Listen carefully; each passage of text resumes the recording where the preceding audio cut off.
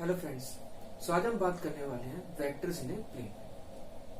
Vectors in a plane को समझने से पहले ये समझते हैं कि वेक्टर इन ए प्लेन का इंपॉर्टेंस क्या है और सिग्निफिकेंस क्या है। Clear? So vector in plane में दो चीजें हैं। पहली चीज तो क्या है? That is a vector. Second क्या है? That is a plane. अब सबसे पहले वेक्टर की बात कर लेते हैं। वेक्टर क्या है?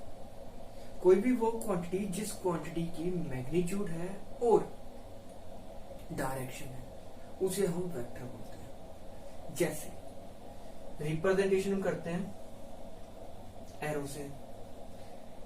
This point will called as a tail and this will be act as a head. Tail, head. किसी क्वांटिटी को रिप्रेजेंट करना हो हम रिप्रेजेंट करते हैं आर वेक्टर। क्लियर? सेकंड और वे है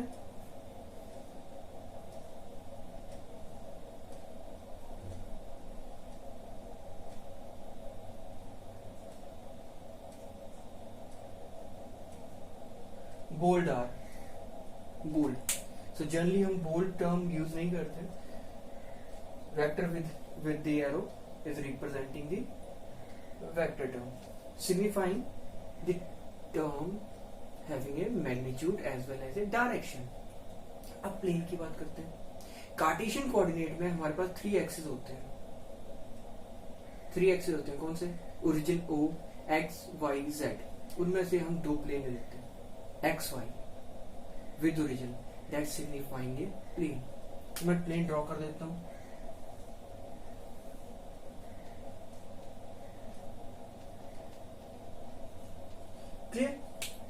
अब पूरे सिस्टम को कंबाइन करते हैं। Vectors in a plane. अब इसका मीनिंग क्या है और इंपॉर्टेंस क्या है?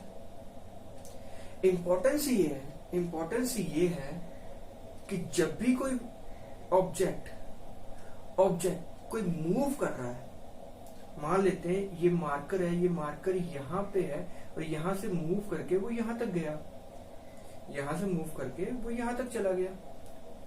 अब वो ऑब्जेक्ट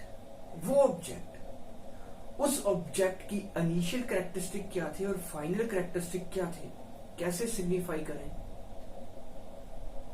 क्योंकि this is not a linear motion. ये कोई लीनियर मोशन तो नहीं है, ये स्पेस में है, एक्स वाई जेड में। तो सिग्निफाई कैसे करें और उसी को सिग्निफाई कैसे करना है इन टर्म्स ऑफ प्लेन? वही चीज है वेक्टर्स इन प्लेन। अब अज्यूम करते हैं हमारे पास कोई प्लेन है, एक्स वाई प्लेन है, ओरिजिन ओ है। एक्स वाई प्लेन है, ओरिजिन ओ है और हमारे पास कोई ऑब्जेक्ट है, मान लेते हैं कोई ऑब्जेक्ट पी ऑब्जेक्ट है। टाइम टी 0 पे वो ओरिजिन पे है और time t equal to t dash पे वो किसी पॉइंट पे मूव करके पहुंचता है यहां पे। क्लियर? यहां पे। अब ये वेक्टर इन प्लेन किस तरह से इसकी कैरेक्टरिस्टिक डिफाइन करेगा, किस तरह से कैरेक्टरिस्टिक को डिफाइन करेगा? That's matter. अब आपको कैरेक्टरिस्टिक डिफाइन करने होंगे तो आपको क्या करना होगा? ओरिजिन से एक वेक्टर ड्रॉ करना होगा।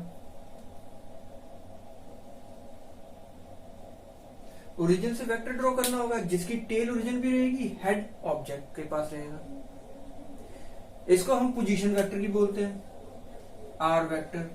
और OP is equal to r vector.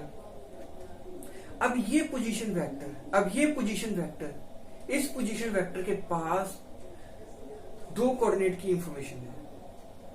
कौन कौन से? एक्स और वाई की।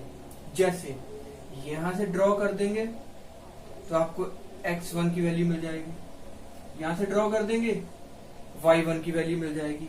Means this position vector having information of x, y। Clear? तो जिसे हम एक और वे से रिप्रेजेंट करते हैं, are vector is equal to X I plus Y J.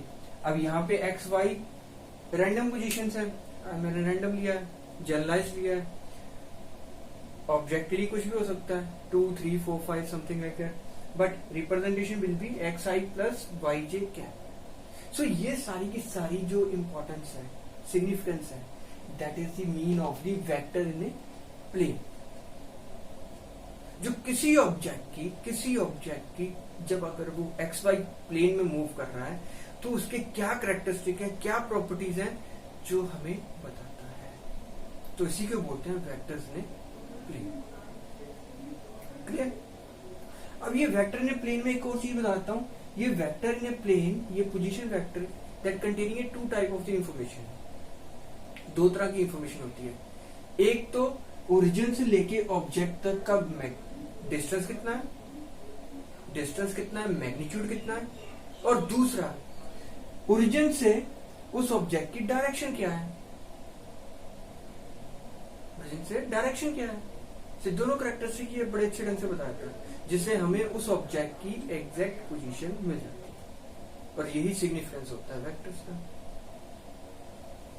Clear? So hope you like the video. If you like the video, hit on the subscribe button and one like please. Thank you very much. Have a nice day.